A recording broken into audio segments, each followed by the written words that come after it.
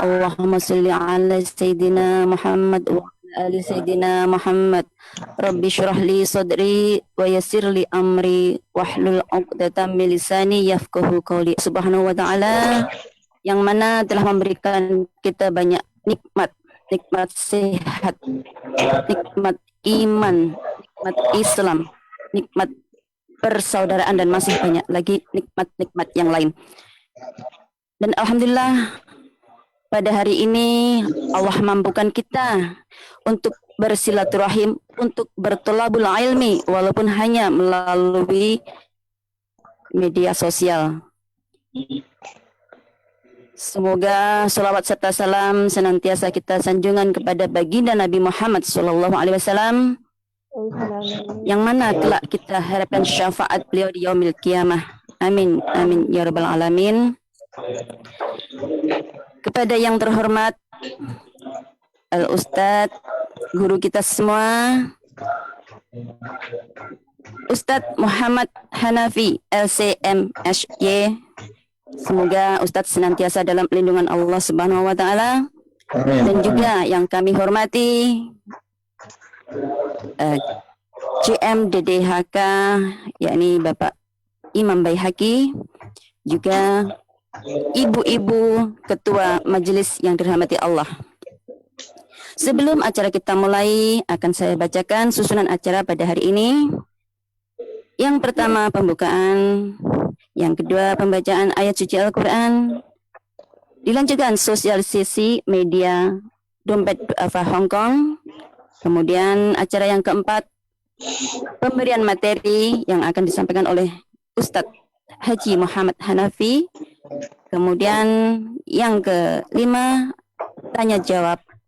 Dan yang terakhir adalah penutup dan doa. Baiklah, sebelum acara kita mulai, mari kita buka acara hari ini dengan pembacaan Ummul Quran. Semoga dengan pembacaan Ummul Quran acara berjalan dengan lancar, penuh berkah. Ila khadrat Rasulullah SAW. Al-Fatihah. A'udzu billahi minasyaitonir rajim. Bismillahirrahmanirrahim. Alhamdulillahi rabbil alamin. Arrahmanir rahim. Malik yaumiddin. Iyyaka na'budu wa iyyaka nasta'in. Ihdinas siratal mustaqim. Siratal ladzina an'amta 'alaihim ghairil maghdubi 'alaihim waladdallin. Amin. Alhamdulillah, acara telah kita buka. Kemudian memasuki acara berikutnya, yakni pembacaan ayat suci Al-Quran yang akan dilantunkan oleh Ukhti Sri Husni dari Majelis Al-Hidayah Kuwaifong. Kepada Ukhti Sri Husni, kami persilahkan. Maaf, ada kesalahan kayaknya. Saya hanya terjemahannya, Mbak. Harus tilawahnya.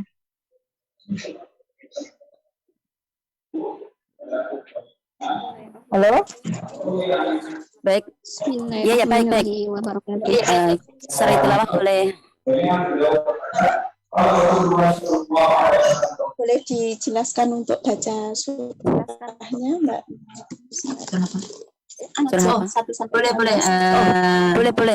Panjenengan terjemahannya untuk pembacaan ayat suci Al-Quran oleh Ukhti dari Dompet Duafa. Mbak Isma pakai mana? Surat yang dibaca. Bismillahirrahmanirrahim. Assalamualaikum warahmatullahi wabarakatuh. Waalaikumsalam. warahmatullahi wabarakatuh. A'udzu billahi minasyaitonir rajim. Bismillahirrahmanirrahim.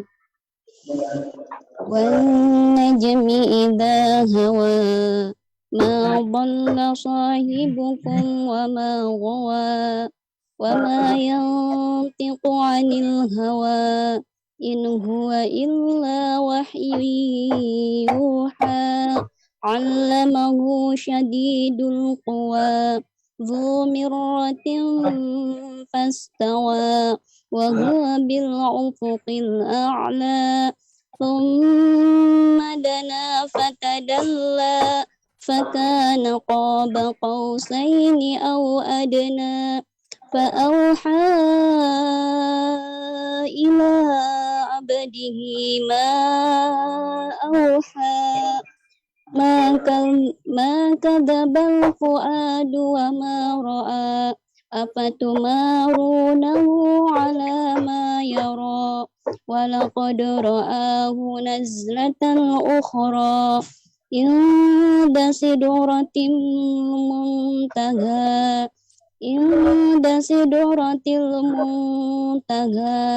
عندها جنة المأوى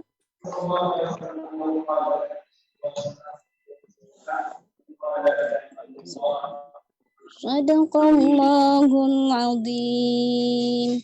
Assalamualaikum warahmatullahi wabarakatuh. Waalaikumsalam warahmatullahi wabarakatuh. Terjemahan surat An-Nujum ayat 1 sampai 15. Aku berlindung kepada Allah dari godaan syaitan yang terkutuk. Dengan menyebut nama Allah yang Maha Pengasih lagi Maha Penyayang. Demi bintang ketika terbenam, kawanmu Muhammad tidak sesat dan tidak pula keliru. Dan tidaklah yang diucapkan itu Al-Quran menurut keinginannya. Tidak lain, Al-Quran itu adalah wahyu yang diwahyukan kepadanya, yang diajarkannya kepadanya oleh Jibril yang sangat kuat, yang mempunyai keteguhan. Maka Jibril itu menampakkan diri dengan rupa yang asli, rupanya yang bagus dan perkasa. Sedang dia berada di ufuk yang tinggi, kemudian dia mendekat pada Muhammad, maka bertambah dekat, sehingga jaraknya sekitar 2 busur panah atau lebih dekat lagi. Lalu disampaikannya wahyu kepada hambanya, Muhammad, apa yang telah diwahyukan Allah. Hatinya tidak mendustakan apa yang telah dilihatnya. Maka apakah kamu musyrikin maka hendak membantahnya tentang apa yang dilihatnya itu? Dan sungguh dia Muhammad telah melihatnya dalam rupa yang asli pada waktu yang lain, yaitu Sidratul Muntaha. Di dekatnya ada surga, tempat tinggal. Maha benar Allah dengan segala firman-Nya. Wassalamualaikum warahmatullahi wabarakatuh. Waalaikumsalam warahmatullahi wabarakatuh. Sadaqallahul azim. Sadaqallahul azim. Sadaqallahul azim. Semoga dengan pembacaan ayat-ayat suci Al-Quran tadi semakin menambah ketakwaan kita kepada Allah Subhanahu wa taala dan menambah kecintaan kita kepada Al-Quran. Memasuki acara yang ketiga, yakni sosialisasi media Dompet Duafa Hongkong. Teman-teman sekalian, acara ini juga disiarkan secara langsung melalui Facebook dan juga rekamannya akan diupload di YouTube Dompet Duafa Hongkong. Jangan lupa untuk like fanspage Dompet Duafa dan juga subscribe atau berlangganan YouTube Dompet Duafa Hongkong News untuk mendapatkan update informasi-informasi yang bermanfaat dan juga kajian-kajian yang diselenggarakan oleh Dompet Duafa Hongkong. Baiklah, untuk acara berikutnya, yakni acara yang utama, pemberian materi yang akan disampaikan oleh Ustadz Haji Muhammad Hanafi LC MSY dengan tema kompilasi hadis dalam sejarah. Kepada Ustadz dipersilahkan. Bismillahirrahmanirrahim. Assalamualaikum warahmatullahi wabarakatuh. Waalaikumsalam warahmatullahi wabarakatuh. Alhamdulillahirabbil alamin. Wassalatu wassalamu ala asyrafil anbiya'i wal mursalin wa ala alihi wa sahbihi ajma'in.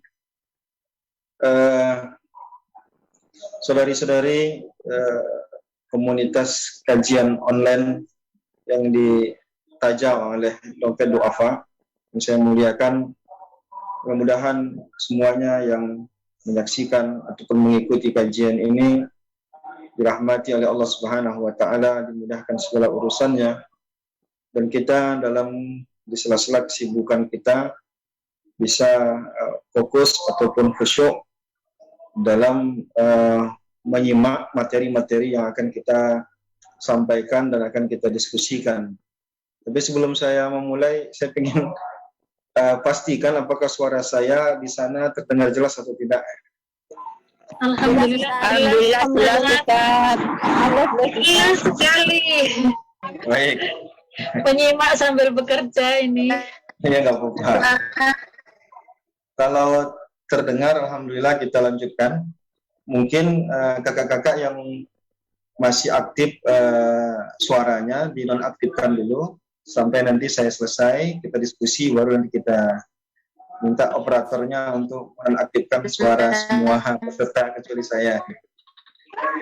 Baik, saya dapat amanah untuk mengisi kajian, tapi nampaknya materinya bukan seperti kajian biasa.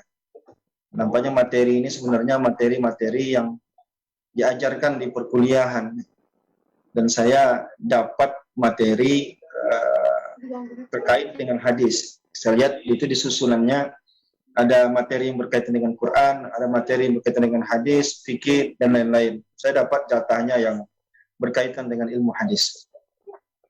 Yang akan saya sampaikan ini namanya ilmu hadis. Jadi ada syarah hadis, ada ilmu hadis ya. Kalau syarah hadis itu nanti kita ambil satu hadis, lalu kita jelaskan apa maknanya, apa kandungannya, dan bagaimana berdalil dengan hadis itu.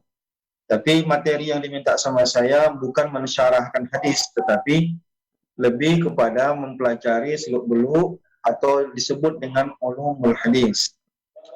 Nah, jadi ini materi mau saya coba tampilkan ya. Nanti kalau memang agak berat, nanti kita matikan lagi. Tapi kalau memang memungkinkan, saya mau tampilkan materi biar nanti kakak-kakak bisa lihat dan bisa fokus kepada materi. Gimana bagusnya saya tampilkan materinya atau saya ceramah saja? Gimana bagusnya? Boleh ditampilkan, Ustaz. Baik, saya coba ya.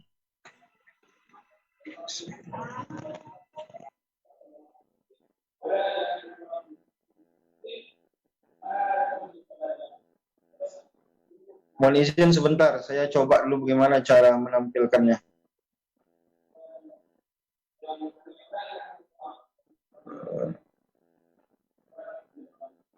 Bismillahirrahmanirrahim.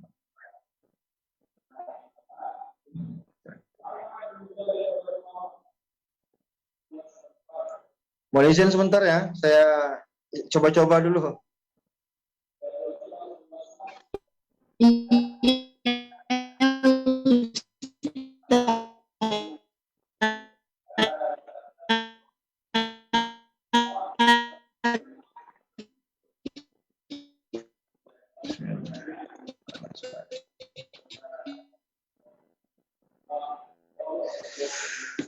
Allahu Akbar.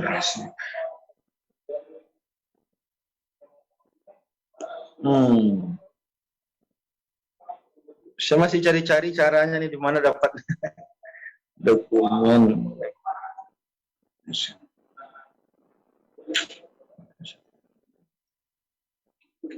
Atau saya WA-kan ke salah satu operator, nanti boleh di sana saja menampilkannya.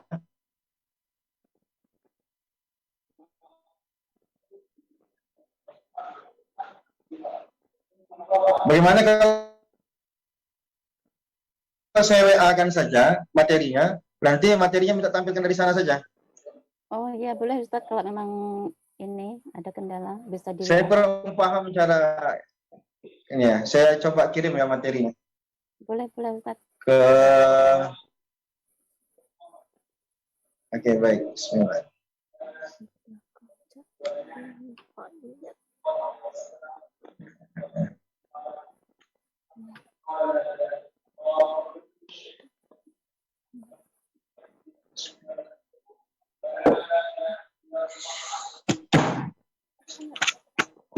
Maaf nih, persiapannya jadi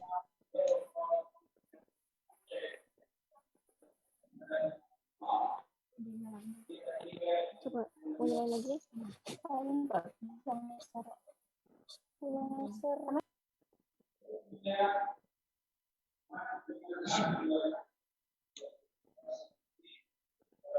sudah saya kirim materi ke Ibu yang biasa komunikasi dengan saya. Nanti kalau memang memungkinkan untuk ditampilkan di sana, silakan ditampilkan di sana. Sambil saya akan jelaskan pelan-pelan, Ibu ya. Tapi maaf Ustaz, saya juga pakai HP jadi nggak bisa nge-share. Oh iya. Kendala. Nggak apa-apa, nggak usah kita nanti selesai acara bisa dikirim saya kirim ke. Oke, nanti gitu aja. Saya sampaikan aja dulu lewat ceramah. Nanti materinya nanti disebar saja setelah selesai ceramah, selesai Boleh. kajian ya. Boleh. Yeah. Baik, jadi tema yang dimintakan ke saya ini lebih sifatnya sejarah. Sejarah kompilasi hadis. Tapi sebenarnya ruang lingkup kajian hadis itu dapat kita belah menjadi dua. Satu, ada namanya dalam kajian hadis, ada namanya ilmu diroyah. Yang kedua, ada namanya ilmu riwayah. Saya ulangi, dalam kajian ilmu hadis, kita dapat membaginya menjadi dua. Satu, namanya ilmu diroyah, diroyah. Yang kedua, namanya ilmu riwayah. Nah, jadi ilmu riwayah itu apa? Ilmu riwayah yang pakai R adalah ilmu yang menjelaskan tentang jalur periwayatan hadis. Jadi hadis ini dapat dari siapa dan bagaimana proses pengumpulannya dan bagaimana proses penulisannya sehingga sampai kepada kita secara valid. Itu namanya ilmunya ilmu riwayah. Yang kedua, ada namanya ilmu diroyah. Ilmu diroyah ini lebih khusus membahas tentang menggali dalil-dalil ataupun hukum-hukum yang terkandung di dalam hadis. Nah, jadi kita bagi menjadi dua, ada ilmu riwayah, ada ilmu diroyah. Nah, jadi saya diberi 2 kali pertemuan dengan ibu-ibu. Sekali pekan ini dan sekali pekan yang akan datang. Pekan ini saya hanya fokus kepada ilmu riwayah. R-I-W-A-Y-A-H. Namanya riwayah. Nah, jadi yang akan kita pelajari hari ini adalah ilmu hadis yang berkaitan dengan jalur periwayatan. Saya rasa kalau makna periwayatan itu ibu-ibu sudah, kakak-kakak udah tahu semua karena sudah jadi bahasa Indonesia ya. Riwayat, jadi jalur periwayatan itu yang kita diskusikan ini. Karena bagaimanapun mengetahui jalur, memahami masalah jalur periwayatan ini bagian yang paling penting di dalam memahami validkah atau tidak hadis yang hari ini ada sama kita. Nah, karena bagaimanapun hadis yang sampai sama kita, masalah apapun itu, semuanya harus diuji. Kenapa harus diuji? Alasan sederhananya adalah karena Rasulullah itu sudah wafat 14 abad yang lalu. Jadi cerita tentang hadis adalah cerita tentang kehidupan Rasulullah 14 abad silam. Maka hari ini muncul sebagian orang-orang yang memang meragukan tentang kevalidan hadis. Apa betul hadis yang sampai sama kita itu persis seperti hadis yang dulu ada di zaman Rasulullah? Nah, jadi disinilah kita nanti dari jalur periwayatan itulah kita bisa memastikan benar apa enggak. Karena kita tahu sendiri kedudukan hadis di dalam syariat Islam itu penting. Hadis adalah wahyu. Jadi wahyu itu ada 2, ada Quran, ada hadis. Hadis adalah wahyu. Jadi semua perbuatan Nabi ataupun semua perkataan Nabi dan lain-lain itu wahyu. Dan Nabi tidak akan beraktivitas, melainkan aktivitas Nabi itu semuanya disebut dengan wahyu. Wahyu itu apa? Wahyu itu berarti sumbernya dari Allah. Allah yang menggerakkan untuk dijadikan sebagai sumber dalam agama. Maka ketika Rasulullah mengatakan sesuatu, itu pasti perkataan Rasulullah adalah dalil. Berbeda dengan kita. Kita mungkin di usia kita sekarang, perkataan kita bukan dalil. Jadi banyak yang tak penting dalam ucapan kita. Tapi perucapan Rasulullah, satu kata saja yang keluar dari mulut Rasulullah, itu adalah dalil. Maka Allah katakan, tadi dibaca oleh qori kita, wa ma yantiqu 'anil hawa, dan tidaklah yang diucapkannya itu berdasarkan kemauannya, in huwa illa wahyun yuha, melainkan apa yang disampaikan oleh Rasulullah itu adalah wahyu. Jadi Rasulullah tidak akan mengatakan apa-apa, melainkan itu adalah wahyu dari Allah Subhanahu wa taala. Nah, itu. Yang kedua, kenapa begitu penting kita memahami hadis ini? Karena hadis adalah sumber kedua dalam ajaran Islam. A'udzubillahi minasyaitonirrajim. Ya ayyuhallazina amanu, wahai orang-orang yang beriman, ati Allah, taatlah kepada Allah. Bagaimana cara taat kepada Allah? Tengok isi Al-Quran dan patuhi isi Al-Quran. Wa ati'ur rasul, setelah Allah taatilah Rasul. Bagaimana cara taat kepada Rasul?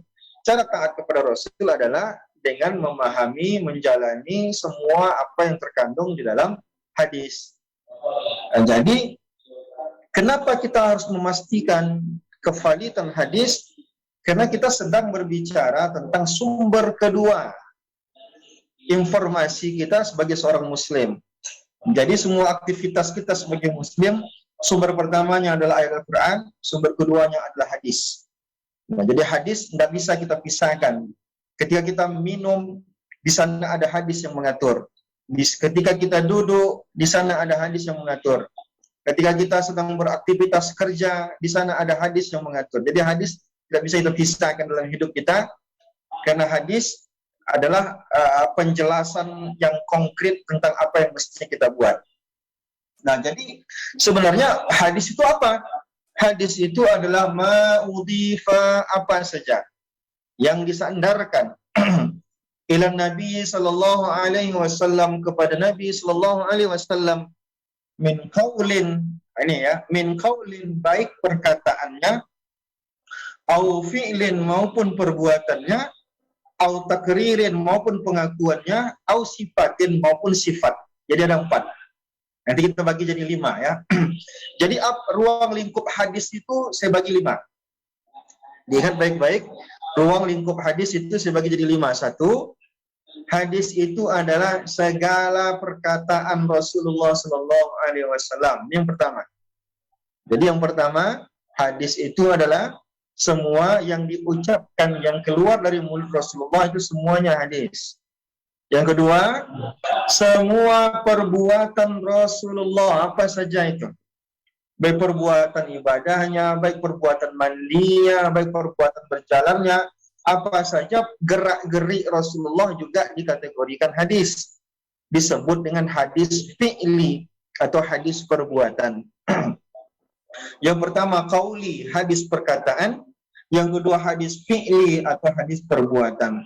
Yang ketiga, ada yang disebut dengan hadis takriri. Hadis takriri itu apa? Hadis takriri itu sahabat melakukan sesuatu lalu tidak disalahkan oleh Rasulullah, itu disebut dengan hadis takriri.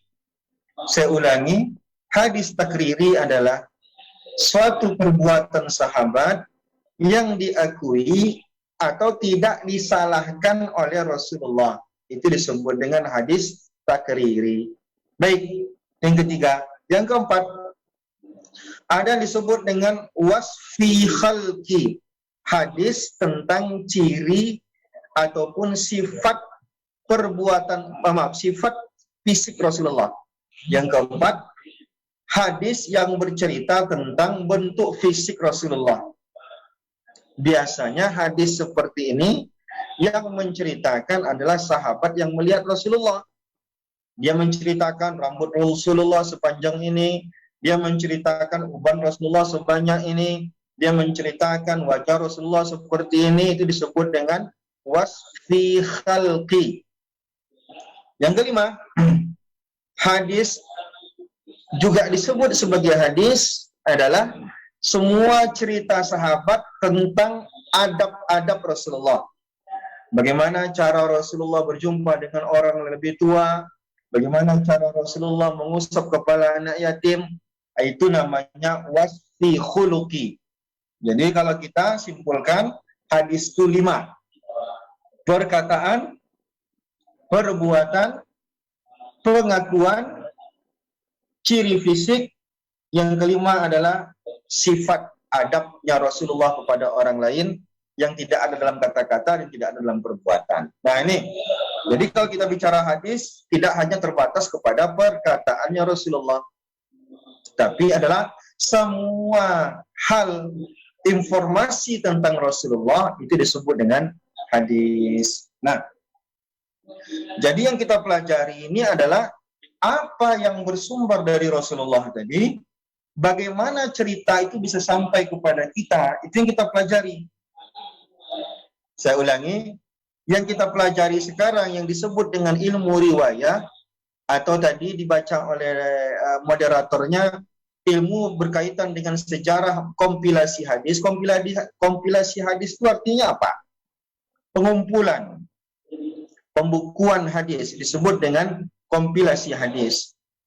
Nah, jadi bagaimana hadis itu dikumpulkan sehingga disampaikan ke orang lain, lalu penyampaian itu sampai kepada kita secara valid. Nah, ilmu itu yang mestinya kita pelajari sehingga kita yakin bahwa hadis-hadis yang ada dengan kita hari ini adalah hadis-hadis yang mestinya kita amalkan dan kita berpegang dengan hadis itu. Nah, kenapa? Karena mempelajari ilmu riwayah ini atau jalur periwayatan pengumpulan hadis ini dapat menjaga kita, menghindari kita dari kesalahan dalam penyampaian hadis. Karena tak bisa kita pungkiri bahwa ada hari ini orang gampang sekali menyebut sesuatu lalu mengatakan ini datang dari Rasulullah. Bagi kita tak semudah itu. Nah, ketika orang bilang Rasulullah mengatakan begini, orang yang sudah ngaji lama, tentu dia bertanya, kamu dapat hadis dari mana? Nah, siapa periwayatnya? Di mana kita bisa dapatkan itu agar kita lebih cerdas, ya? Agar kita tak bisa ditokoh-tokohin orang lalu dikelakuin orang. Nah, jadi itu cara kita melestarikan hadis-hadis Rasulullah SAW. Jadi sebelum kita masuk ke dalam sejarah itu, ya, sebenarnya fungsi hadis itu apa? Kalau kita simpulkan, hadis itu fungsinya ada 4. Pertama, hadis itu fungsinya adalah bayan takriri. Bahasa Arabnya bayan takriri. Bayan takriri maksudnya adalah hadis itu berfungsi untuk memperjelas isi Al-Quran. Jadi makanya dia jadi sumber nomor 2. Sumber nomor 1-nya tetap Al-Quran. Dan fungsi hadis menjelaskan apa yang ada dalam Al-Quran. Contoh ya, dalam hadis Allah memerintahkan hamba-hambanya untuk sholat. Tapi di dalam ayat Quran tidak ada cara sholat. Coba kita baca ayat Quran, ada nggak tentang bagaimana cara sholat, tentang bagaimana cara ruku, apa yang dibaca ketika sujud, bagaimana duduk tahiyat akhir, bagaimana duduk tahiyat awal, itu tak dijelaskan. Lalu di mana menjelaskannya? Di hadis. Oleh karena itu, fungsi pertama hadis adalah bayan takriri. Nah, yang kedua, fungsi hadis adalah bayan tafsir. Bayan tafsir maksudnya adalah hadis itu hadir untuk menjelaskan ayat-ayat yang tak bisa dipahami secara teks dalam Al-Quran. Kita tidak bisa pungkiri, coba kakak nanti buka Al-Quran, ada banyak ayat yang kakak tak paham itu. Kalau kakak membacanya cuma Quran terjemahan, maka dibutuhkanlah hadis-hadis Rasulullah yang menjelaskan tentang makna ayat-ayat tertentu. Maka fungsi kedua dari hadis itu disebut dengan bayan tafsir, penjelasan tafsir yang menafsirkan Al-Quran. Yang ketiga, Al-Quran itu juga fungsinya sebagai bayan tasyri'. Bayan tasyri' itu adalah menjelaskan sesuatu yang tidak ada dalam Al-Quran. Al-Quran cuma 6.000-an ayat itu tidak mengakomodir semua permasalahan-permasalahan. Sehingga hadis itu hadir di antara fungsinya adalah bagaimana yang tidak diatur di dalam Al-Quran itu diatur oleh hadis Rasulullah SAW. Yang keempat, yang menjadi perdebatan ulama di antaranya adalah hadis itu juga berfungsi sebagai bayan nasakh. Bayan nasakh ini diperdebatkan oleh ulama. Maksud bayan nasakh itu adalah hadis itu merevisi sebagian isi Al-Quran.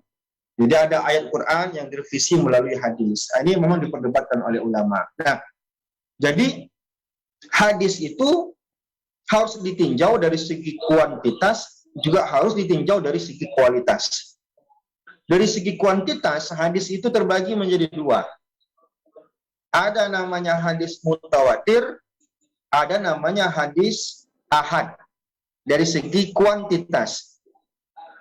Pertama, ada namanya hadis mutawatir.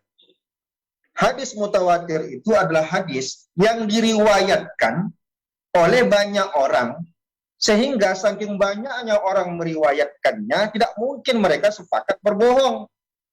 Itu namanya hadis mutawatir. Saya ulangi penjelasan apa itu hadis mutawatir. Misalkan saya mengatakan sesuatu, ternyata yang mendengar saya mengatakan itu banyak. Jumlahnya mungkin 10 orang.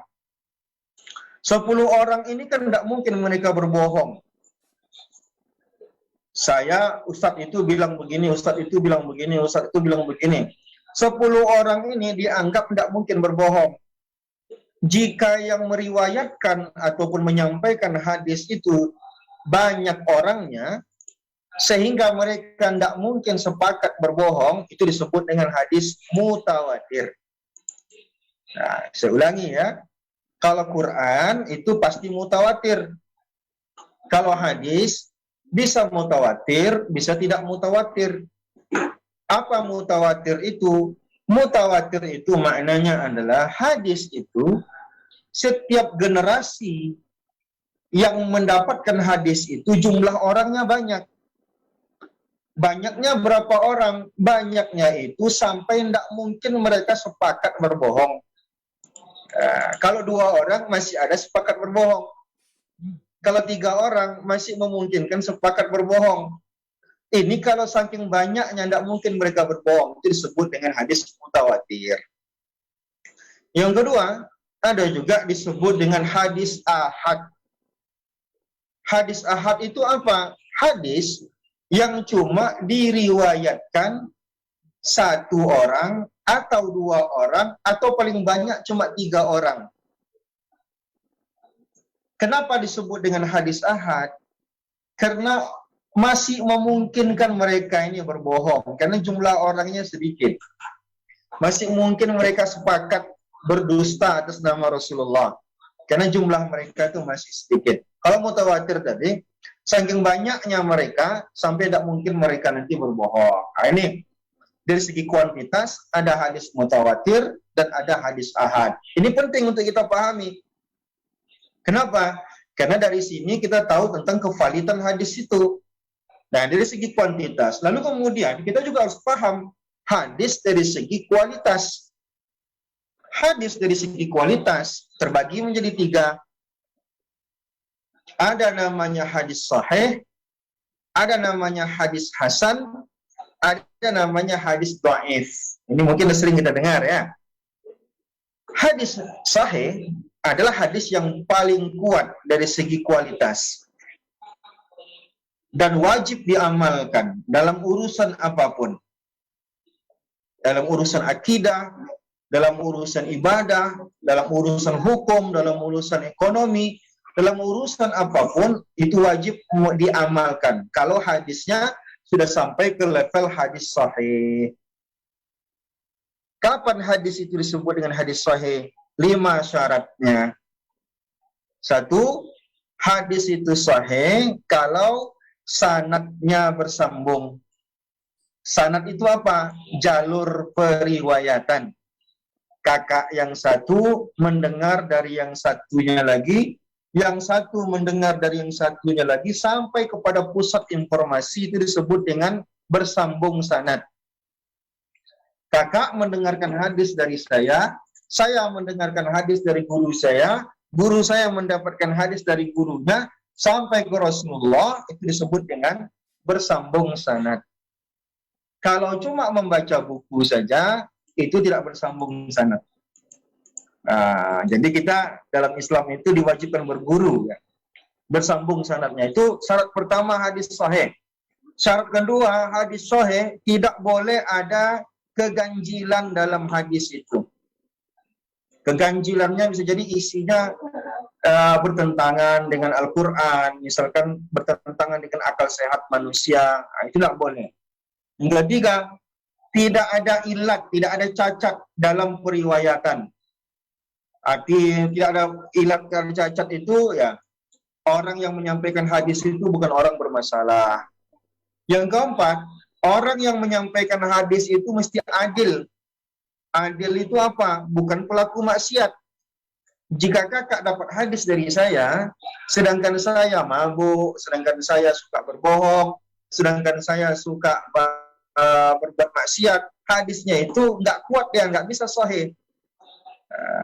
Nah, yang kelima, syarat hadis sahih itu perawinya, orang yang menyampaikan hadis itu mesti kuat ingatannya, hafalannya kuat. Kalau dia gampang lupa, nggak bisa dia hadisnya sahih.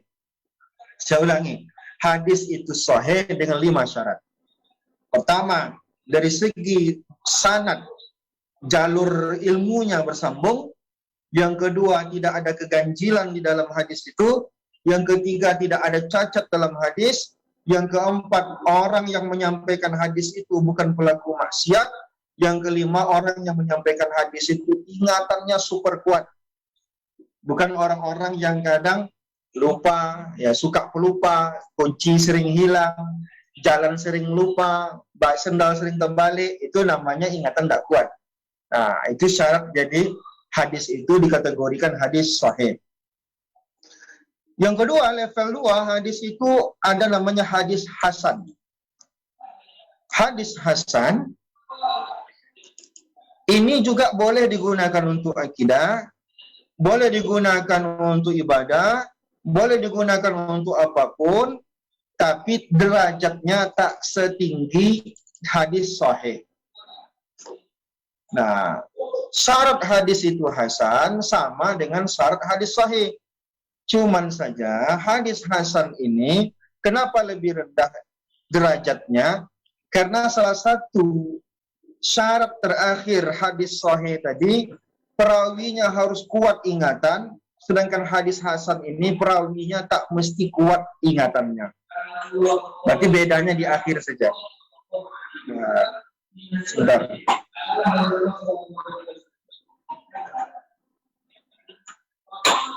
Yang ketiga, ada namanya hadis dhaif. Ini hadis dhaif yang sering kita dengar. Hadis dhaif, dia cuma boleh digunakan untuk fadilah amal. Fadilah amal itu apa? Penyemangat ibadah, doa-doa. Tapi kalau urusan akidah tidak boleh pakai hadis dhaif. Urusan hukum hakam tidak boleh pakai hadis dhaif. Mesti hadis sahih atau hadis hasan. Maka hadis dhaif hanya boleh digunakan untuk urusan-urusan yang berkaitan dengan fadilah amal, penyemangat ibadah, ataupun doa-doa, itu boleh diamalkan. Apa yang menyebabkan hadis dhaif? Pertama, mungkin terputus periwayatannya. Bisa jadi orang yang meriwayatkannya itu sering berbohong. Atau orang yang meriwayatkannya itu kadang dia buat dosa. Atau dia tak dikenali. Atau dia hafalannya sangat buruk. maka orang seperti itu hadis yang dia sampaikan statusnya dhaif. Nah, jadi 3 kualitas hadis ini mesti kita kuasai. Walaupun nanti kita pelajaran kita kali ini tidak akan langsung membuat kakak-kakak sekalian paham 100% ya. Tapi setidaknya dasar-dasarnya itu bisa dikuasai. Nah, kakak-kakak yang dimuliakan Allah Subhanahu wa taala, saya tak tahu apakah memanggilnya ini lebih bagus kakak atau ibu atau ini yang saya tidak tahu usianya di rata-ratanya berapa. Baik. Kakak-kakak yang dimuliakan Allah Subhanahu wa taala, jadi Rasulullah sallallahu alaihi wasallam itu menyampaikan hadis ke Rasulullah kepada para sahabat itu banyak macam cara. Ada caranya Rasulullah itu memang dia mengajar. Maka sahabat-sahabat yang meriwayatkan hadis banyak mengutip dari majelis ilmunya Rasulullah. Ada juga memang sahabat ini bergaul dengan keseharian Rasulullah. Ada juga sahabat nanti dia bertanya kepada Rasulullah. Ada juga sahabat ini bertanya kepada sahabat yang lainnya. Mungkin dia tak dengar langsung dari Rasulullah, tapi mendengar dari sahabat yang lain. Jadi sebenarnya cara sahabat mendapatkan hadis ini pun berbeda-beda. Sehingga nanti tak perlu heran kita kenapa di satu hadis dengan hadis yang lain itu ada kemiripan. Itu bisa jadi sahabat memang tidak semuanya mendengar langsung. Ada yang mendapatkan hadis itu dari sahabat yang lain. Nah, namanya juga orang, kadang dia ada 1 kata atau 2 kata terselip. Maka itu wajar saja. Nanti ada hadis, tapi kok agak sedikit berbeda redaksinya. Itu memang wajar-wajar saja ya. Kakak ini, kalau saya minta ulang ucapan saya, pasti semua yang hadir ini beda lagi cara memahami apa yang saya sampaikan hari ini. Nah, namun, meskipun demikian, sekarang kita berbicara tentang kompilasi hadisnya. Pencatatan hadis di zaman Nabi itu sudah ada. Pencatatan, ya sama seperti Al-Quran juga dicatat di zaman Nabi. Hadis juga dicatat. Hanya saja, baik Al-Quran maupun hadis, itu belum dikumpulkan dalam satu buku, atau belum dikumpulkan dalam satu kitab besar. Sehingga dia terpencar-terpencar. Ya, 3 hadis di sini tulisannya, 3 hadis di sini tulisannya. Belum dikumpulkan menjadi satu. Namun selembar-selembar itu sudah ada. Ada sebagian-sebagian sahabat itu yang memang mereka dengar dari hadis Rasulullah, mereka tulis. Dengar dari Rasulullah, mereka tulis. Namun tidak semua. Kenapa tidak semua? Karena memang di zaman itu bisa baca tulis itu agak susah, agak jarang orang bisa baca tulis. Nah, jadi sehingga pengumpulan hadis dalam satu kitab itu masih di zaman Rasulullah belum ditemukan. Apalagi memang di zaman Rasulullah itu pernah melarang sahabat menulis hadis. Karena ada sahabat-sahabat yang ditugaskan oleh Rasulullah untuk menulis Al-Quran, dikhawatirkan hadis masuk dalam kelompok Al-Quran, bercampur. Sehingga dalam beberapa kesempatan, memang Rasulullah melarang sahabat menulis hadis. Tapi sahabat-sahabat yang tak ditugaskan untuk menulis Al-Quran, itu dibolehkan untuk menulis hadis. Jadi, apakah hadis itu valid? Ya valid. Dari mana datang validnya? Sahabat menulis hadis. Jadi sahabat itu sudah menulis hadis. Dan ini bisa kita lihat dalam banyak hadis. Nanti saya share ya, nanti bisa dilihat di situ. Namun, baru kemudian berangsur-angsur hadis itu ditulis di zaman sahabat. Mulailah dikumpul-kumpulkan hadis. Tapi tetap belum menjadi kitab yang besar. Nanti sahabat yang ini, dia menuliskan apa yang pernah dia dengar dari Rasulullah, lalu dia kirim ke kawan-kawannya. Nanti sahabat yang ini, dia dapat pernah mendengar hadis dari Rasulullah, dia kirim ke yang lain. Jadi modalnya masih begitu, masih tukar-tukar, masih sharing-sharing di zaman itu. Kenapa? Karena memang, sekali lagi saya katakan, di zaman itu pun tak semua orang bisa baca tulis. Kemudian di zaman Rasulullah lagi, orang ingatannya kuat-kuat, tak seperti sekarang. Orang cerdas-cerdas dulu. Jadi mereka dengar hadis langsung tersimpan di otaknya. Kapan mereka mau, mereka bisa keluarkan. Setelah itu baru agak berat, orang ingatannya lemah. Lagian banyak pula orang kadang mengarang-arang hadis dengan keperluan-keperluan politik lah dan segala macam. Jadi di zaman sahabat, di zaman Rasulullah, ditulislah hadis dalam lembaran-lembaran. Di zaman sahabat, lalu kemudian setiap sahabat itu menuliskan apa yang pernah dia dengar, lalu dia share ke kawan-kawan dia, sahabat-sahabat yang lain. Sebut saja, maka di kalangan sahabat itu tidak semua kualitas hadisnya sama. Jumlah hadis yang diriwayatkan. Maka secara urutan, sahabat yang paling banyak meriwayatkan hadis ada namanya Abu Hurairah. Abu Hurairah itu hampir 6.000 hadis yang diriwayatkan. Yang kedua ada namanya Abdullah bin Umar, anak Umar bin Khattab. Yang ketiga ada namanya Anas bin Malik, pembantu Rasulullah. Yang keempat Aisyah binti Abu Bakar, istri Rasulullah.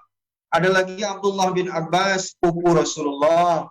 Ada. Jadi sahabat, orang-orang yang sering berinteraksi dengan Rasulullah itu paling banyak itu meriwayatkan hadis. Nah, lalu kemudian di zaman Umar bin Khattab, supaya hadis ini tetap menyebar kemana-mana, maka Umar bin Khattab setelah memerdekakan Syam, setelah memerdekakan Palestina, setelah memerdekakan Persia, setelah memerdekakan Mesir, maka orang-orang yang ahli hadis itu dikirim di negeri-negeri ini untuk mengajar, ya, untuk jadi gubernur, untuk berdagang. Karena dengan cara itulah sahabat-sahabat ini menyebarkan hadis kemana-mana. Nah, sehingga tidak hanya hadis itu ada di Madinah, tapi kota-kota besar itu hadis sudah sampai. Ya, ketika itu negara-negara besar seperti Syam, yang sekarang Syria, ya, Palestina, Mesir. Nah, jadi di zaman Khalifah Umar bin Khattab ini mulailah bersebar kemana-mana. Habis masa Umar bin Khattab, habis masa sahabat, masuklah abad kedua. Abad kedua, disinilah mulai pertama sekali membukukan hadis.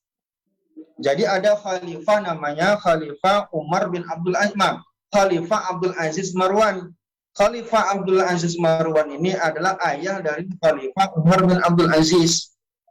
Jadi khalifah ini khawatir nanti hilang hadis di permukaan bumi, maka dia panggillah ulama-ulama mengumpulkan hadis, lalu kemudian membukukannya dalam satu kitab. Nah, jadi zaman itu adalah beberapa kitab hadis, misalkan kitab Jami, kitab Muwatta yang disusun Imam Maliki, kitab Al-Jami dan lain-lain. Nah, masa keemasan kitab hadis itu abad ketiga Hijriah. Di mana abad ketiga Hijriah ini muncullah hadis-hadis dalam ukuran besar. Sahih Bukhari, Sahih Muslim, Sunan Abi Daud, Sunan Tirmizi dan lain-lain. Muncullah kitab-kitab hadis yang besar. Nah, Ibnu Majah, Nasai, Sunan Darimi. Jadi dianggaplah tahun ketiga Hijriah itu adalah masa keemasan perkembangan hadis. Karena di zaman itulah kitab-kitab hadis besar yang kita jumpai hari ini 11 abad yang lalu di situ sudah sempurna. Adapun hari ini kita banyak juga menemukan hadis dan ada kitab-kitab hadis, hanya saja tetap merujuk kepada kitab-kitab yang sudah disusun di abad yang ketiga tadi. Nah, kakak-kakak yang dimuliakan Allah Subhanahu wa taala, inilah sejarah secara singkat tentang bagaimana pengumpulan hadis sehingga hari ini hadis itu sampai kepada kita secara valid. Karena bagaimanapun ulama-ulama setelah itu lebih modern di abad ketiga, mereka memisahkan ini hadis sahih, ini hadis hasan, ini hadis dhaif, dan banyak juga muncul hadis-hadis palsu. Nah, ini hati-hati juga kita. Banyak muncul hadis palsu untuk banyak kepentingan. Ada kepentingan politik, ada kepentingan kebencian orang terhadap Islam, ada kepentingan fanatik, ada kepentingan tukang-tukang cerita, banyak kepentingan-kepentingan. Akhirnya apa? Banyak muncul hadis-hadis palsu. Maka ulama di dalam mengantisipasi supaya jangan orang mudah menyebarkan hadis palsu ini, maka kakak-kakak sekalian, untuk mengetahui kevalidan hadis, maka harus minta sanad hadis. Kamu dapat hadis ini dari mana? Dari kitab apa? Nah, jadi sekarang mudah sekali. Aplikasinya sudah ada, kitabnya mudah untuk ditemui. Asalkan ada orang baca hadis, bisa kita lacak keberadaan hadisnya. Nah, jadi itulah kurang lebih secara singkat sejarah daripada perkembangan kompilasi ataupun perkembangan daripada hadis-hadis sehingga hari ini kita sudah bisa dengan mudah secara valid menemukan dan silakan jika ada yang diskusi, saya persilakan materi untuk pengantar sudah saya selesaikan. Silakan saya kembalikan kepada moderator. Terima kasih disampaikan kepada Ustadz Muhammad Hanafi yang telah menyampaikan materi tentang kompilasi hadis dalam sejarah. Mudah-mudahan apa yang disampaikan oleh Ustadz bisa kita pahami. Untuk sesi berikutnya yakni tanya jawab kepada ibu-ibu, kakak-kakak, adik-adik. Barangkali ada yang ingin ditanyakan seputar hadis, dipersilahkan. Namun demikian tidak menutup kemungkinan juga diperkenankan untuk bertanya tentang hal lain. Ya, Hutas, ya? Boleh ya tanya tentang hal lain? Silakan. Monggo, silahkan. Barangkali ada pertanyaan yang ingin disampaikan. Mumpung ada Ustadz di sini, beliau akan dengan senang hati menjawab pertanyaan ibu-ibu semuanya. Monggo, silahkan. Assalamualaikum warahmatullahi wabarakatuh, Pak Ustadz. Waalaikumsalam, silakan Bu. Pak Ustadz, saya mau tanya, di sini kan zuhur kan sekitar jam 12:30 ya. Silakan Bu. Di sini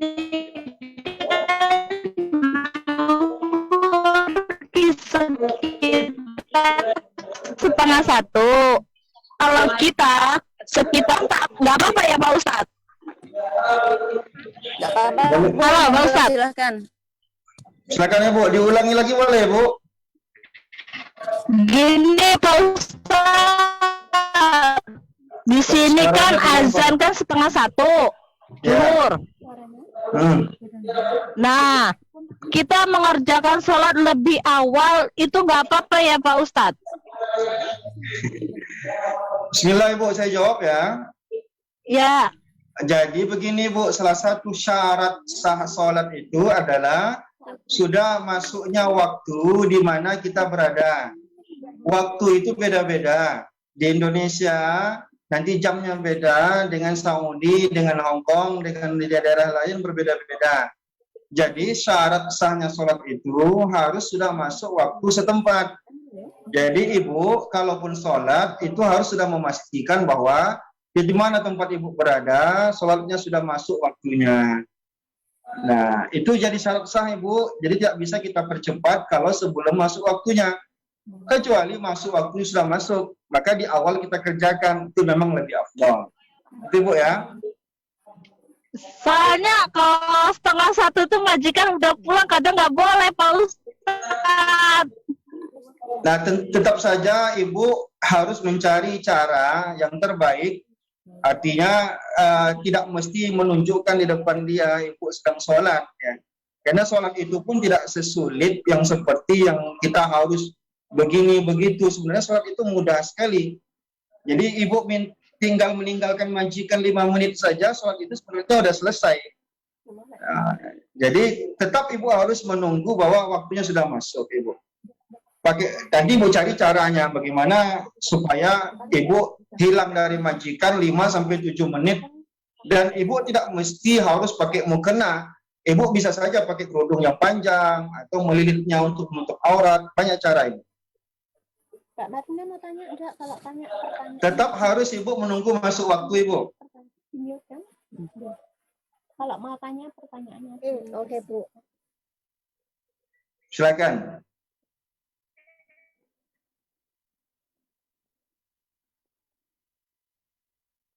Ada lagi?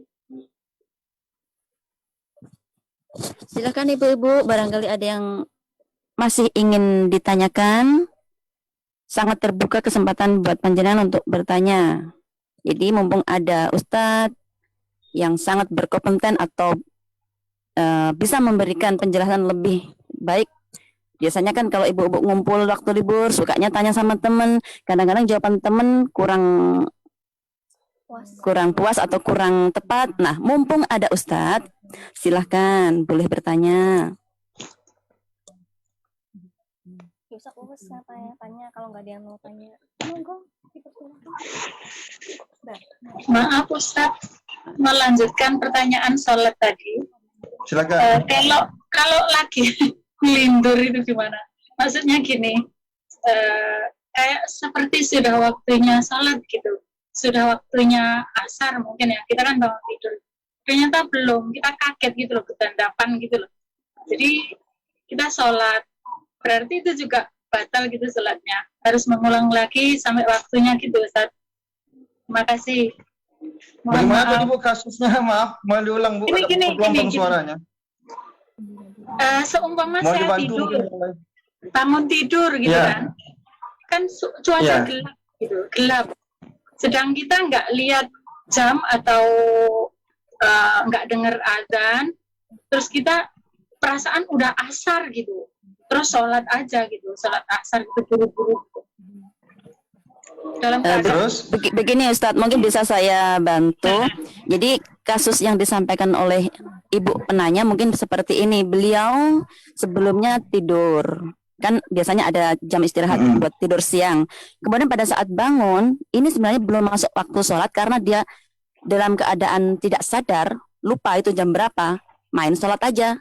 Nah, berarti ketika beliau sholat ini dalam keadaan belum sadar sepenuhnya bahwa sebenarnya belum masuk waktu sholat. Nah, ini bagaimana?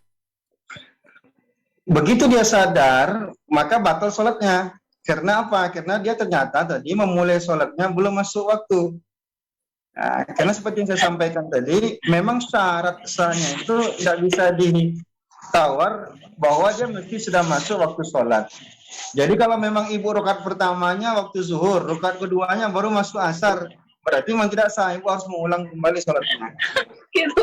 Terima kasih Ustaz. Pernah terjadi seperti itu masalahnya gitu. Mungkin ada juga teman-teman yang seperti itu. Mungkin. Terima Bilang kasih saja Ustaz. sholatnya nanti, Bu. Baik.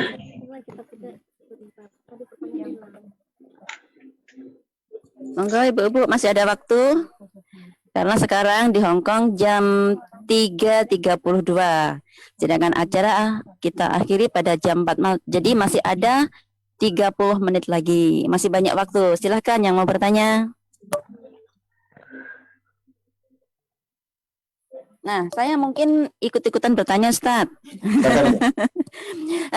Kita sering mendengar hadis, salah satu contohnya hadis tentang amalan pada bulan tertentu, misalnya saja ya, melaksanakan ibadah di bulan Rajab, kemudian disitu dijelaskan kalau kita menjalankan ibadah tertentu, misalnya puasa atau apa, maka pahalanya akan mendapatkan kebaikan atau pahala sekian puluh tahun. Nah, ini hadis ini sudah sangat populer, tapi menurut sebagian ulama hadis ini dhaif, bahkan palsu. Nah, ini bagaimana dengan kondisi yang seperti itu? Karena sebagian besar dari kita atau kami itu sudah mengamalkan karena dianggapnya ini hadis yang hasan atau sahih, karena sudah sangat sering populer hadis ini, Ustaz. Bagaimana dengan kondisi seperti tersebut? Pertama, memang tak semua kita mampu untuk mendeteksi kualitas hadis. Karena kita pun mungkin kekurangan literatur, atau kita bukan pegiat literatur, ya. Artinya kita bukan peneliti hadis. Sebenarnya yang paling pertama ingin saya sampaikan adalah bahwa kakak-kakak yang mendapatkan hadis itu tidak boleh langsung dikonsumsi. Karena yang saya lihat ya, baik yang beredar dari internet ataupun beredar melalui WA ataupun grup-grup, itu kita tidak paham sebenarnya itu sebenarnya sumbernya dari mana, kita tidak tahu. Maka yang lebih aman tidak mendapatkan hadis dari grup-grup, karena tidak tahu siapa yang akan bertanggung jawab untuk itu. Nah, jadi sebenarnya hadis itu amannya diambil dari guru langsung, bukan dari grup.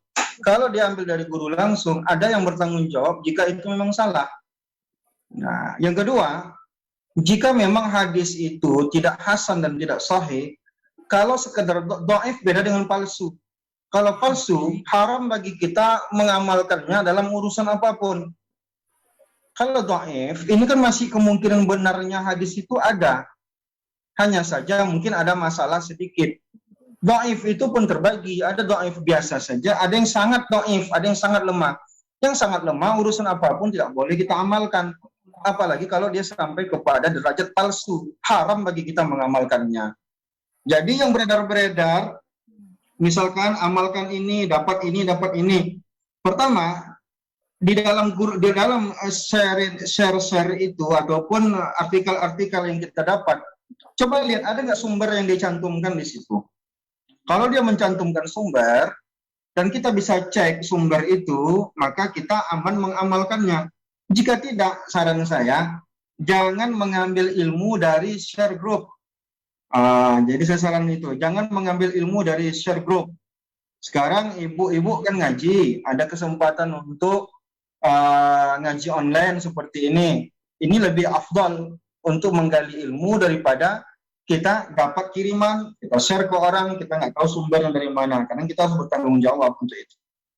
Jadi hadis itu, jika ada dia artikel-artikel yang kadang di situ ada fadilah amal, coba lihat yang paling bawahnya ada nggak dia cantumkan di situ sumbernya apa. Lalu kita cek di situ. Jika tidak ada, sebaiknya jangan diambil, jangan di-share sampai kita bertanya ini sama Ustadz apakah ini valid atau tidak. Begitu Ibu. Terima kasih atas jawabannya Ustadz. Sama-sama. Mudah-mudahan ibu-ibu yang lain juga bisa memahami atas apa yang dijabarkan oleh Ustadz. Berikutnya ada titipan pertanyaan Ustadz. Assalamualaikum Ustadz, izin bertanya mengenai bulan Nisfus Sa'ban. Banyak yang berbagi zikir ini dan itu dan dilakukan setiap hari. Yang ingin ditanyakan, bagaimana menyikapi maklumat tentang zikir tersebut, sedangkan kita melakukan ibadah itu semata mengharapkan ridha dari Allah. Sudah Ibu? Jadi intinya kurang lebih seperti yang tadi saya tanyakan. Jadi mengenai sebuah hadis yang mengajak untuk beramal, kemudian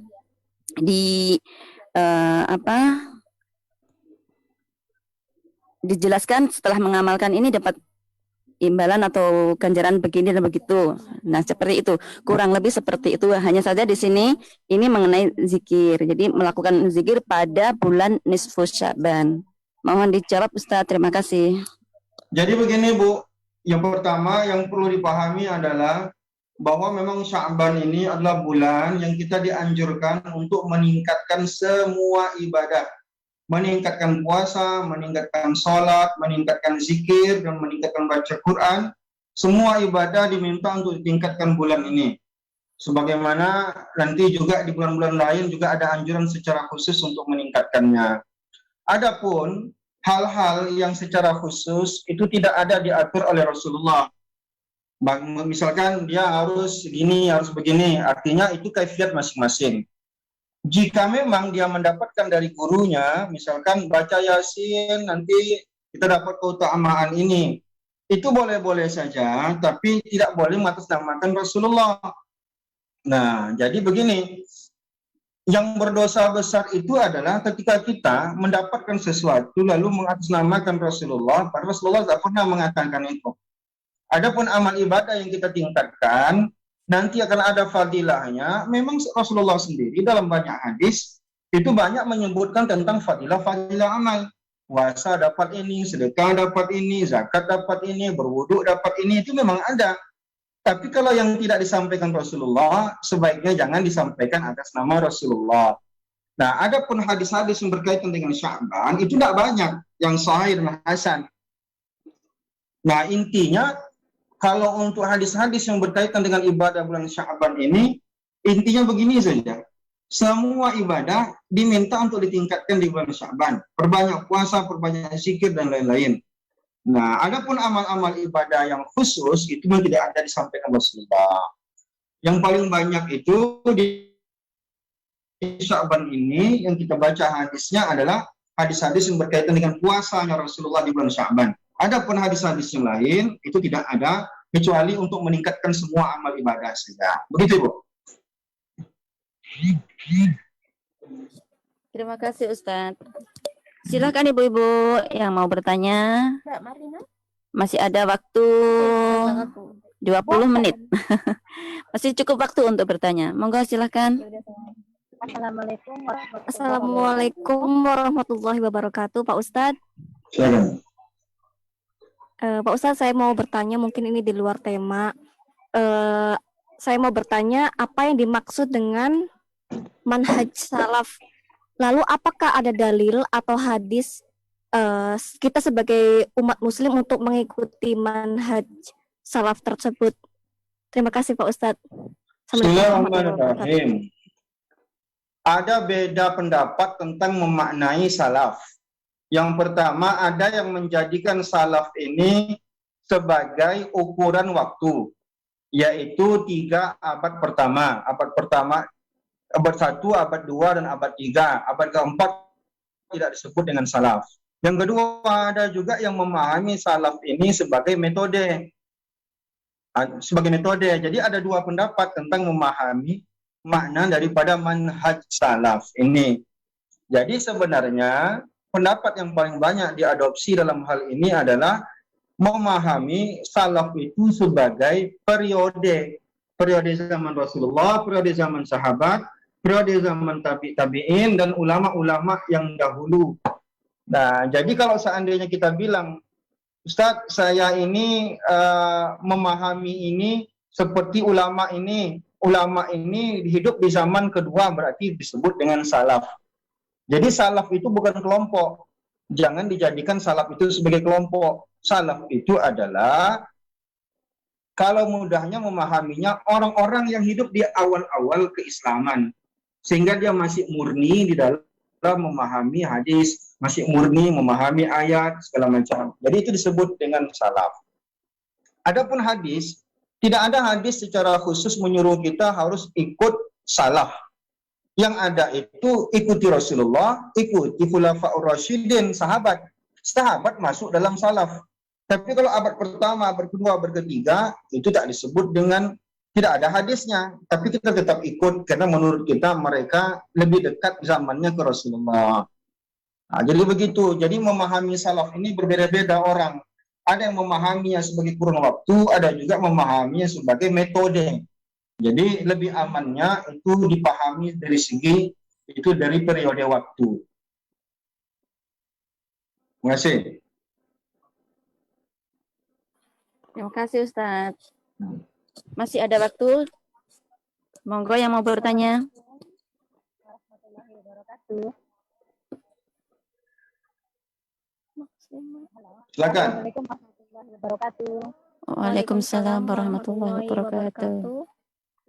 Nama saya Humaina. Saya dari Majelis Ukhuwah Islamiyah Bilong. Nah, saya ingin bertanya Ustaz. Ini biasa dipertanyakan dari majikan saya kepada saya. Dia sering bertanya, maksudnya itu begini, bisakah jelaskan apa untung dan manfaatnya sholat dalam bahasa secara universal? Jadi saya bisa jelaskan kalau ada orang bertanya kepada saya. Kurang kedengaran Ibu. Assalamualaikum. Sekarang dengar. Halo. Halo. Silakan suaranya jelas. Halo. Ya, silakan. Saya ingin bertanya, bisakah jelaskan apa untung dan manfaatnya sholat dalam bahasa universalnya? Terima kasih. Wassalamualaikum warahmatullahi wabarakatuh. Waalaikumsalam warahmatullahi wabarakatuh. Ustaz, pertanyaannya bisa ditangkap oleh waktu tadi? Boleh diulang Ibu Indah? Oh iya, begini. Jadi intinya beliau itu mendapatkan pertanyaan dari majikan. Jadi beliau bisa dibilang sedang berusaha menjelaskan kepada majikannya atau dalam istilahnya berdakwah lah. Jadi majikannya itu bertanya, apa sih untung dan manfaatnya sholat itu? Nah, ini pertanyaan dari majikan beliau. Dia begini, untuk menjawab itu, maka kita harus melihat orang ini kecenderungannya di mana. Apakah dia kecenderungannya di dari segi sosial, apakah dia kecenderungannya dari segi perilaku dan segala macam, sebenarnya manfaat sholat ini bisa kita temukan dari semua aspek. Nah, dari semua aspek ini, sholat ini ada manfaatnya, besar sekali manfaatnya. Pertama, secara personality, secara personal.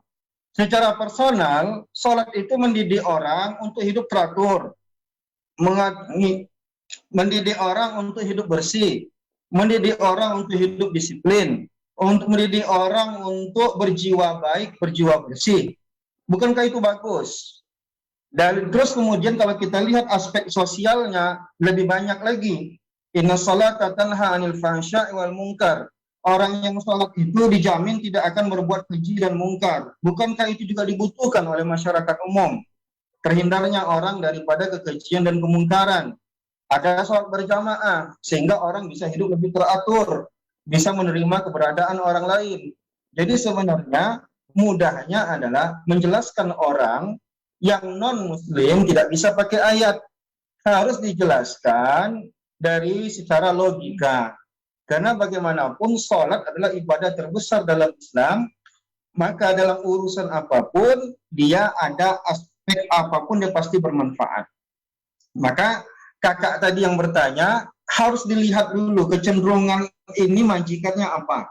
Dia suka perkara-perkara sosial. Kita jelaskan makna sholat secara sosial. Lihatlah manfaat sholat secara sosial. Orang yang sholat pasti punya perilaku yang lebih baik.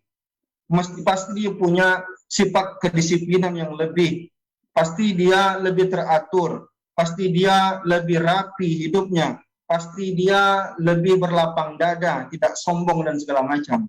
Dan itu bagus untuk personal dan bagus untuk sosial. Sehingga kalau majikannya mendapatkan karyawan yang sholat, pasti mendapatkan karyawan yang etos kerjanya lebih tinggi, lebih menyaman dia, lebih aman dibandingkan dengan dia mendapatkan karyawan yang tidak sholat. Bisa dipastikan. Boleh disurvei, suruh majikannya untuk mensurvei. Biar dia bisa membuktikan itu. Jadi sholat itu merubah perilaku. Kalau perilaku sudah dirubah, maka aspek apapun akan bermanfaat. Itu dia. Bacalah ayatnya, aqimis sholata inna sholata tanha anil fahsya wal munkar. Selesai semua urusan. Terakhir, satu pertanyaan terakhir. Saya ada ini pula kegiatan. Terima kasih, Ustaz. Mudah-mudahan penjelasan Ustadz tadi bisa difahami oleh ukhti yang bertanya. Dan menurut informasi dan menurut informasi dari Ustadz, ini adalah pertanyaan terakhir. Monggo. Ukhti, ibu-ibu barangkali ada yang mau bertanya, pertanyaan terakhir. 1, 2, 3, 4, 5, 6, 7, 8, 9, 10. Sepertinya sudah tidak ada yang bertanya, Ustadz. Monggo. Mudah-mudahan semua pertanyaan yang disampaikan oleh ibu-ibu tadi bisa diambil hikmahnya oleh kita semua. Dan mudah-mudahan ilmu yang sudah disampaikan oleh Ustadz berkah dunia wal akhirah untuk kita semua. Dan sebagai penghujung acara warahmatullahi wabarakatuh, Uti. Masih ada Ustadz, monggo silakan. Uti, boleh tanya enggak? Satu lagi. Boleh, monggo silakan terakhir. Boleh tanya enggak, Uti? Boleh. Makasih, Uti. Assalamualaikum warahmatullahi wabarakatuh, Pak Ustadz. Waalaikumsalam Warahmatullahi wabarakatuh. Saya mau nanya, Pak Ustadz. Keluarga saya non-muslim, saya punya niat insya Allah kepin kurban. Tapi kakak saya bilang, utang-utang ibu saya belum lunas. Terus bagaimana Pak Ustadz? Apakah saya harus melunaskan utang dulu? Utang ibu atau utang orang tua? Orang tua, Pak. Oke, pertama, utang orang tua bagi anak itu hukumnya tidak wajib, hanya bentuknya berbakti kepada orang tua. Dan yang kedua, hukum berkurban itu juga sunnah muakkad. Jika diadu melunaskan orang tua dengan kurban, tentu saja melunasi utang orang tua pahalanya jauh lebih besar daripada berkurban. Kenapa lebih besar? Karena dengan ibu lunasi utang orang tua, ibu tergolong anak yang berbakti sama orang tua. Yang kedua, menghindari orang tua itu dari azab kubur dan azab akhirat. Nah, jadi saran saya, jika memungkinkan untuk melunasi utang orang tua terlebih dahulu, itu pahalanya lebih besar dibandingkan dengan ibu berkurban dulu ya. Walaupun orang tuanya non-muslim, Pak Ustadz. Apa Bu? Walaupun orang tuanya non-muslim. Kalau orang tuanya non-muslim, itu tidak juga bisa ditebus dengan uang dosanya. Jadi sebaiknya kalau memang orang tua non-muslim, ibu berkurban saja. Kalau orang tuanya masih hidup atau sudah meninggal dunia, Ibu? Orang tua saya masih hidup, keluarga besar saya masih hidup. Kalau masih hidup, bayarkan dulu utangnya, Bu. Saya pikir sudah meninggal dunia tadi. Belum, Pak Ustadz, tapi keluarga saya non-muslim semua. Ya, tapi walaupun orang tua non-muslim, tetap kita diharuskan untuk berbakti sama orang tua. Karena berbakti sama orang tua tidak dibatasi dengan agama. Iya, saya tahu ya. Kecuali dia sudah meninggal dunia, maka kita tidak membebaskan dia dari azab kubur. Tapi kalau dia masih di dunia, kita melepaskan dia daripada orang yang memberi hutang. Gitu ya Pak Ustadz? Ya, jadi saran saya, jika ibu ada rezeki, bayarkan dulu hutang orang tua, nanti akan Allah permudah ibu nambah rezeki untuk berkorban. Amin, amin. Mudah-mudahan Pak Ustadz, saya memang niat saya kepinginnya ngelunasin utang orang tua dulu supaya orang tua juga dengan niat diberi hidayah biar kami semua masuk ke Islam gitu loh Pak Ustadz. Mudah-mudahan berhasil Ibu. Saran saya Ibu melunasi utang Amin. orang tua. Makasih Pak Ustadz. Assalamualaikum. Assalamualaikum warahmatullahi. Alhamdulillah, sesuai tadi yang disampaikan oleh Ustadz, pertanyaan tersebut adalah pertanyaan yang terakhir. Dengan demikian, maka sesi tanya jawab kita akhiri dan kita beranjak menuju ke acara pemungkas atau penutup. Dan sebagai penutup, maka kita tutup dengan doa yang akan dipimpin oleh Ustadz. Dipersilakan Ustadz untuk menutup dengan doa. A'udzubillahi minasyaitonir rajim. Bismillahirrahmanirrahim. Alhamdulillahi rabbil alamin.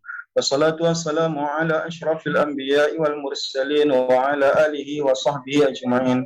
Allahumma ighfir lana dhunubana wa liwalidina warhamhum kama rabbawna shighara.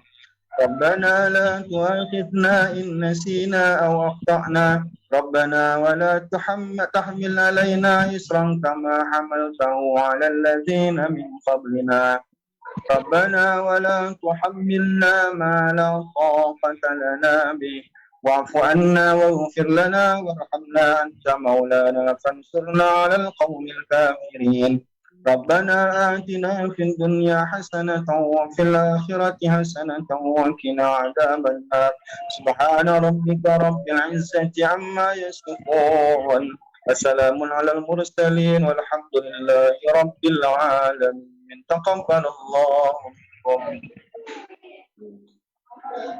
Amin. Terima kasih, Dengan demikian acara pada hari ini, kajian online dalam acara Madrasah Perantau Online berakhir sudah dengan ditutup doa. Saya sebagai pembawa acara dari awal hingga akhir, apabila ada khilaf lisan ataupun sikap yang kurang berkenan, saya mohon maaf yang sebesar-besarnya. Billahi taufiq wal hidayah wa ridha wal inayah. Wassalamualaikum warahmatullahi wabarakatuh.